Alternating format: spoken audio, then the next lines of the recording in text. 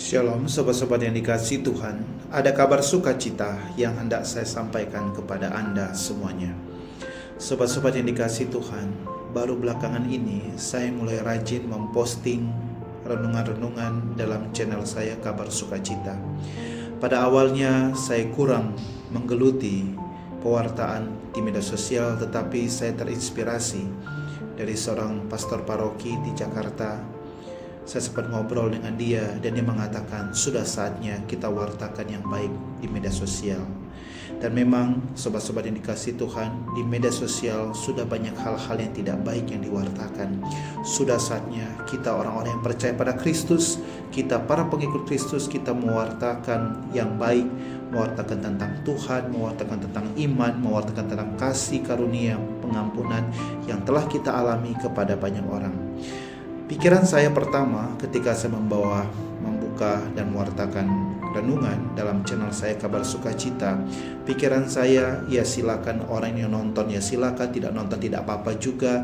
Intinya adalah saya menabur, dan puji Tuhan jika ada yang menonton dan dia merasa mendapat kekuatan dalam renungan yang saya kirim, saya sangat bersyukur. Tetapi pada intinya adalah kita menabur yang baik, hal-hal yang baik. Dan siapa tahu kita bisa membantu banyak orang ketika orang menonton dan melihat video yang saya kirimkan, yang saya wartakan di media sosial. Sobat-sobat yang dikasihi Tuhan, hari ini Yesus mengajarkan kembali tentang kerajaan Allah. Sebenarnya apa itu kerajaan Allah? Kerajaan Allah bisa diartikan sebagai iman, bisa diartikan sebagai kasih, bisa diartikan sebagai pengampunan, bisa diartikan dari segala kebaikan yang kualitas-kualitas diri dalam diri manusia. Dan Yesus mewartakan kerajaan Allah itu dengan perumpamaan, sesuatu yang rumit diwartakan dengan sesuatu yang lebih mudah dimengerti. Dan Yesus menggunakan unsur-unsur yang ada di alam. Dan hari ini Yesus menggunakan dua unsur, yaitu biji sesawi dan ragi. Biji sesawi adalah biji yang paling kecil dari setiap jenis sayuran, dia yang paling kecil bijinya. Tetapi ketika dia sudah bertumbuh, dia akan menjadi pohon yang sangat besar. Hal itu sama juga dengan kerajaan Allah.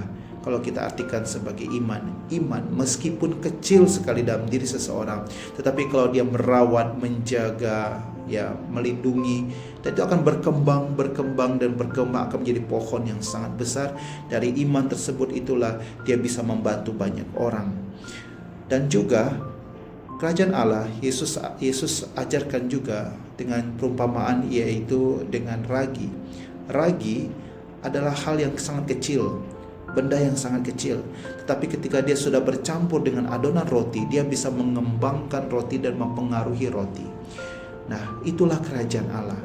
Kalau misalnya kerajaan Allah kita artikan sebagai iman, kasih, kebaikan, pengampunan, dan kualitas-kualitas diri dalam diri kita, dan kita taburkan yang baik-baik kepada banyak orang, dan ketika orang menerimanya dan kita wartakan itu kepada banyak orang, dia bisa mempengaruhi banyak orang, dan akhirnya di mana yang tempat yang terpengaruh itu akan mengembang dan membesar. Sobat-sobat yang dikasihi Tuhan, dalam diri kita ada kualitas-kualitas diri Allah, yaitu ada kasih, ada sukacita, ada damai sejahtera, ada kesabaran, kemurahan, kebaikan, kesetiaan, kelemah lembutan, dan penguasaan diri.